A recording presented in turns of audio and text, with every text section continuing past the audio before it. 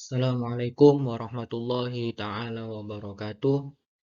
Alhamdulillah wassalam wassalam ala rasulillah amma ba'd. Alhamdulillah, pada kesempatan hari ini saya akan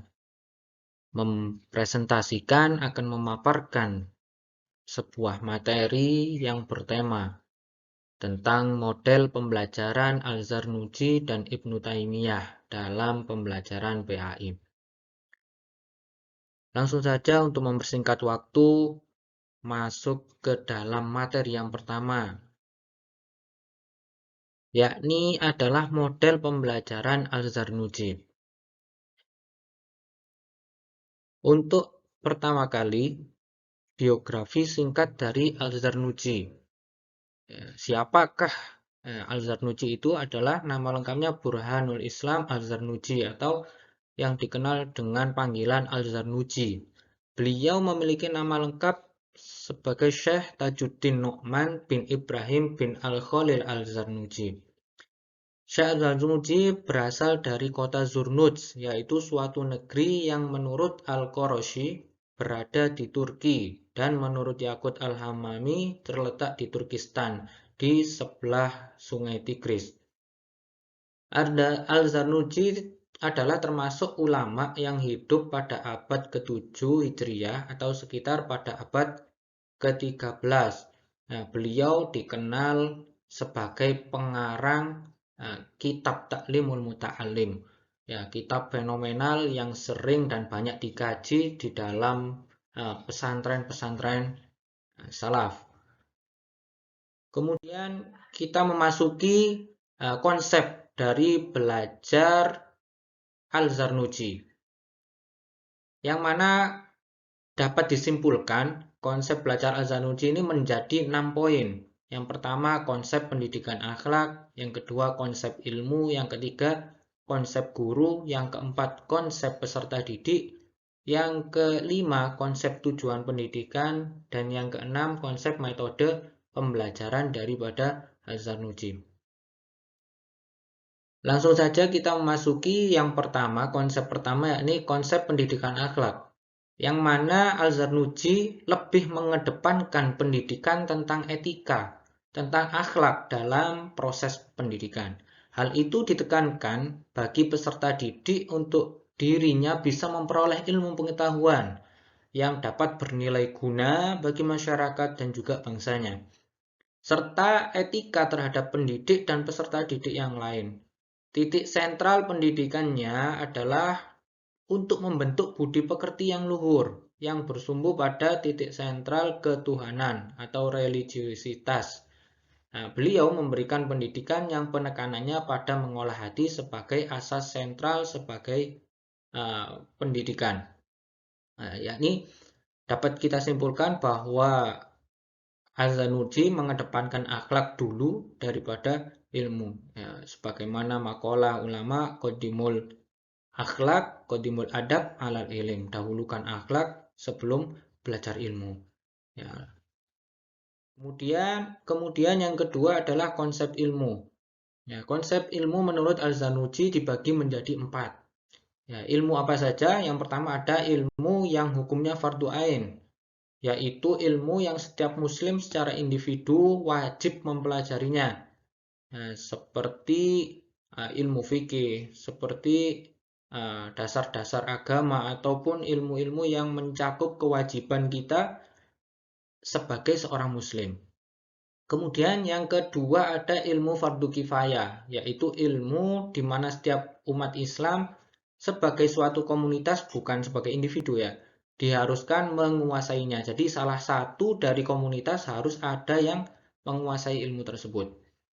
Kemudian yang ketiga ada ilmu yang haram, ya, seperti mempelajari ilmu yang tidak ada manfaatnya, atau mempelajari ilmu yang bisa membahayakan, dan ilmu yang banyak mandorotnya, banyak fasadatnya, seperti ilmu sihir, ilmu ramalan bintang.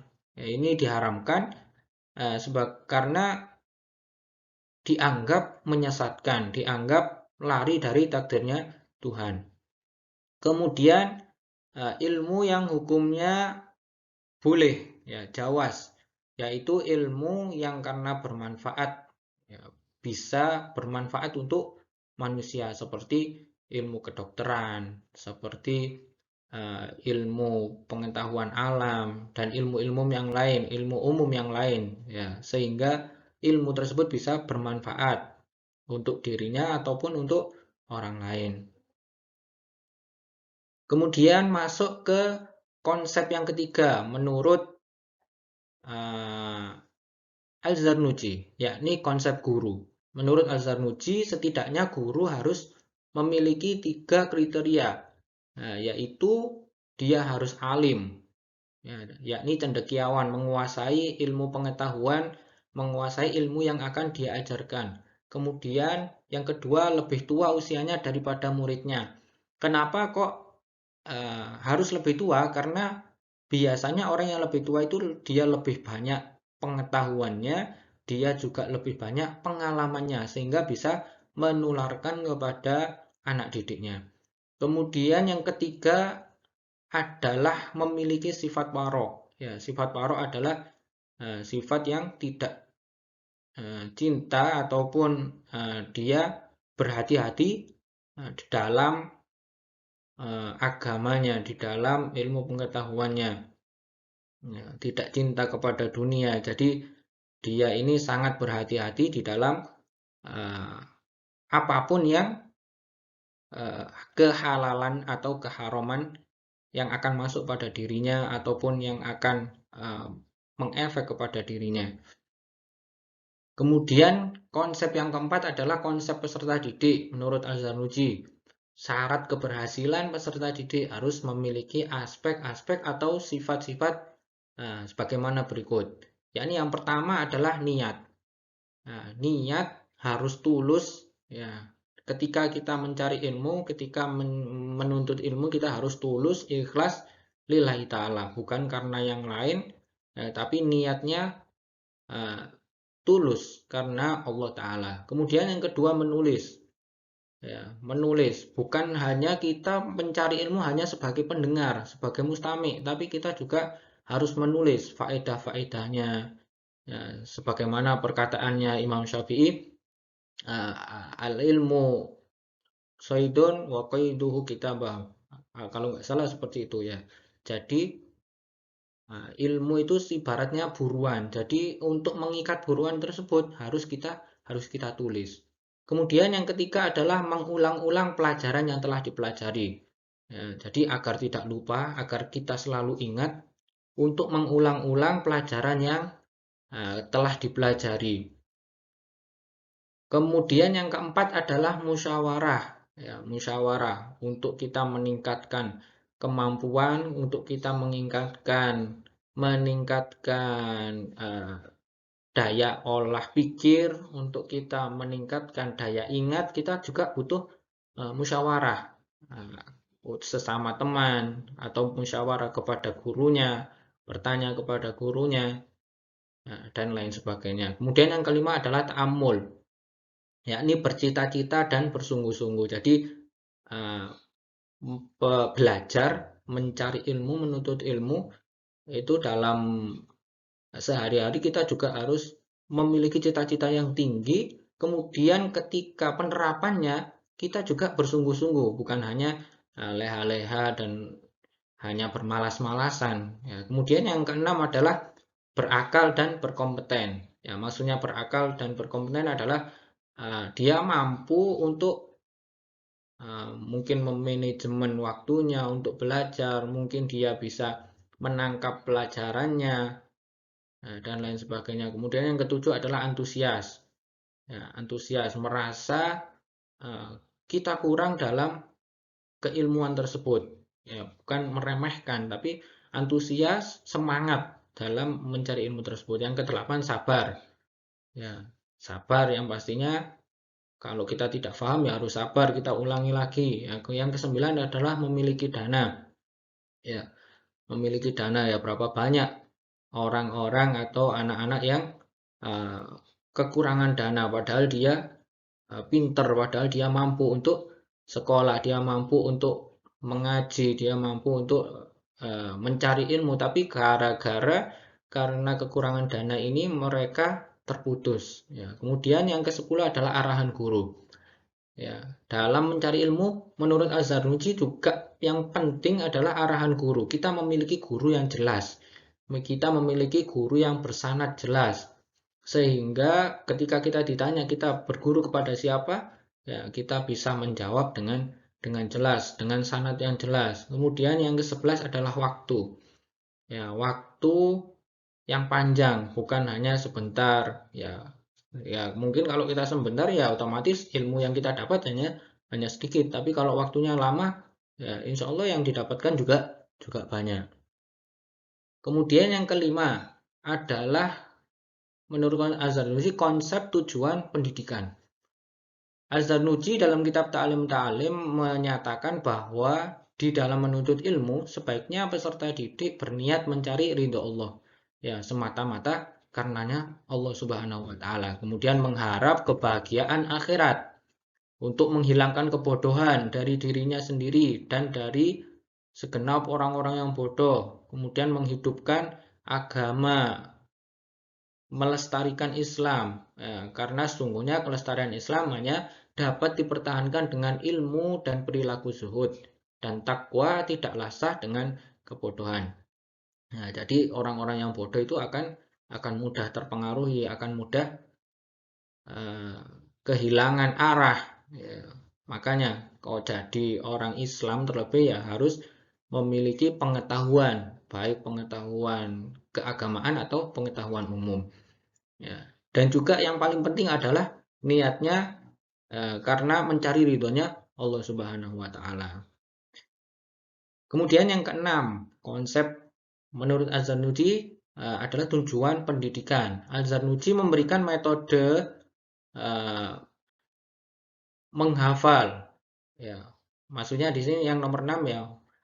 Konsep metode pendidikan yakni memberikan hafalan ya, sehingga bisa masuk ke dalam diri anak didik dengan metode mencatat dan memahami, kemudian metode diskusi. Ya, yang mana di sini mencakup 3 hal, yakni ada mudzakarah, munadharah, dan mutorobah. Mudzakarah adalah tukar pendapat untuk saling melengkapi pengetahuan masing-masing. Kemudian munadharah adalah saling mengkritisi masing-masing.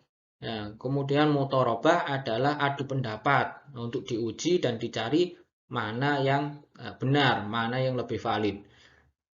Jadi metode-metode yang diterapkan oleh Az-Zarnuji tadi itu ya bisa melalui diskusi, bisa melalui mencatat, dan juga yang penting adalah menghafal agar mudah masuk ke dalam diri peserta didik. Itu tadi model pembelajaran Al-Zarnuji. Kemudian yang kedua adalah model pembelajaran daripada Ibnu Taimiyah. Bagaimana Ibnu Taimiyah mengkonsep pembelajaran? Yang pertama, kita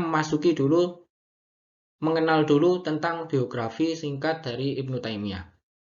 Ibnu Taimiyah memiliki nama lengkap sebagai Ahmad Taqiyuddin Abu Abbas bin Syahabuddin Abdul Halim bin Syekh Majduddin Abil Barakat Abdussalam bin Abi Muhammad Abdillah bin Abi Qasim Al-Qadar bin Muhammad bin Al-Qadar bin Ali Abdillah.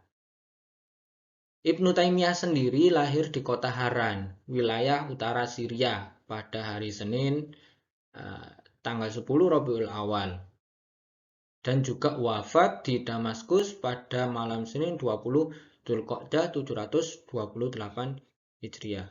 Ya, karya-karya Ibnu Taimiyah sendiri ya banyak sekali. Ya, meliputi bidang keilmuan seperti tafsir, kemudian hadis, ilmu hadis, ya, usul fikih, mantik, filsafat, ya, politik, tentang tauhid, ya, dan masih banyak lainnya. Ya. Kitabnya pun tidak kurang dari 100 judul mungkin ya. Kemudian kita lanjut tentang konsep belajar daripada Ibnu Taimiyah. Konsep belajar Ibnu Taimiyah bisa dikatakan kita kelompokkan menjadi 6 konsep. Yang pertama adalah falsafah pendidikan, yang kedua tujuan pendidikan, yang ketiga kurikulum, kemudian bahasa pengantar dalam pembelajaran, yang kelima metode pengajaran, yang keenam adalah etika guru dan peserta didik. Kita masuk ke nomor pertama, yakni falsafah pendidikan. Falsafah pendidikan, menurut Ibnu Taimiyah, dasar atau asas yang digunakan sebagai acuan falsafah pendidikan oleh Ibnu Taimiyah adalah ilmu yang bermanfaat sebagai asas bagi kehidupan yang cerdas dan unggul. Menurutnya, ilmu yang bermanfaat yang didasarkan atas asas kehidupan yang benar dan utama adalah ilmu yang mengajak kepada kehidupan yang baik, yang diarahkan untuk berhubungan dengan al-haq, yakni Tuhan, kemudian dihubungkan lagi dengan kenyataan makhluk, serta memperteguh rasa kemanusiaan.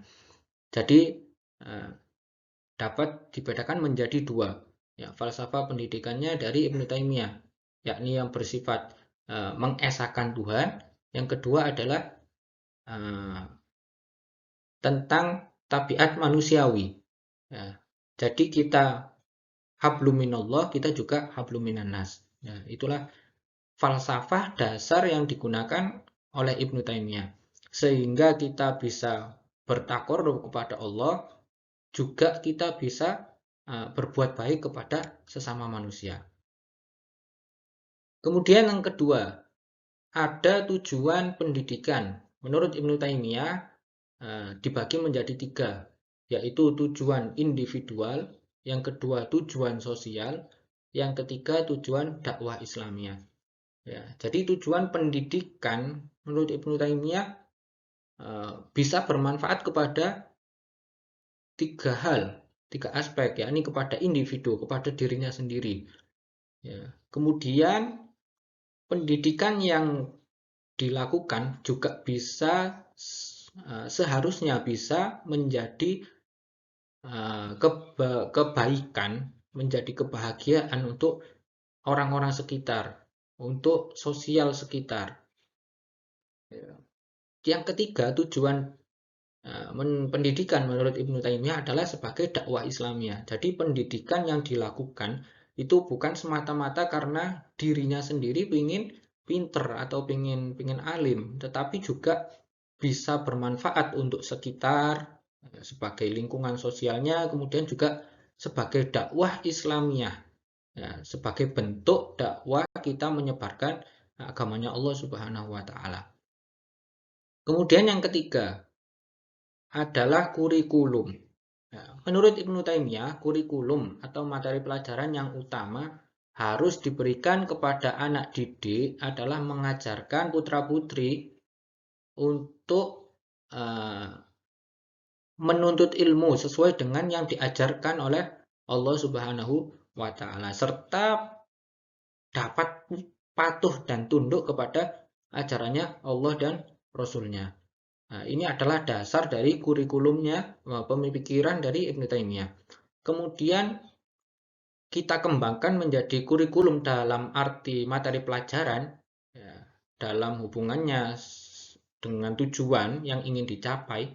Ibnu Taimiyah menyatakan ada 4, yakni kurikulum yang berhubungan dengan mengesahkan Tuhan, tauhid, yaitu mata pelajaran yang berkaitan dengan ayat-ayatnya Allah, dengan ketauhidan yang bersumber dari Al-Quran dan Al-Hadis. Kemudian ada kurikulum yang berhubungan, yang kedua, kurikulum yang berhubungan dengan mengetahui secara mendalam ilmu-ilmunya Allah, yaitu melalui pelajaran yang hubungannya dengan penyelidikan secara mendalam terhadap semua makhluk-makhluknya Allah.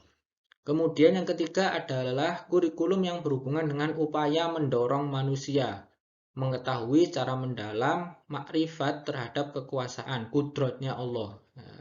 Bisa diaplikasikan dengan pengetahuan yang berhubungan dengan mengetahui pembagian makhluk Allah yang meliputi berbagai aspek.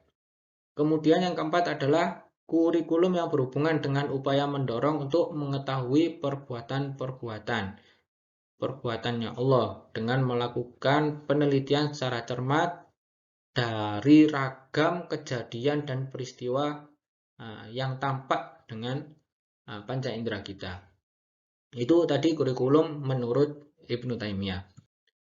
Kemudian yang keempat adalah bahasa pengantar dalam pembelajaran. Ya, bahasa pengantar dalam pembelajaran, Ibnu Taimiyah menganjurkan agar menggunakan bahasa Arab dalam pengajaran dan percakapan. Ya, hal ini didasarkan pada pandangannya bahwa penguasaan secara mendalam dan teliti terhadap bahasa Arab merupakan tuntunan Islam dan suatu yang fardu ain hukumnya di kalangan ulama salaf.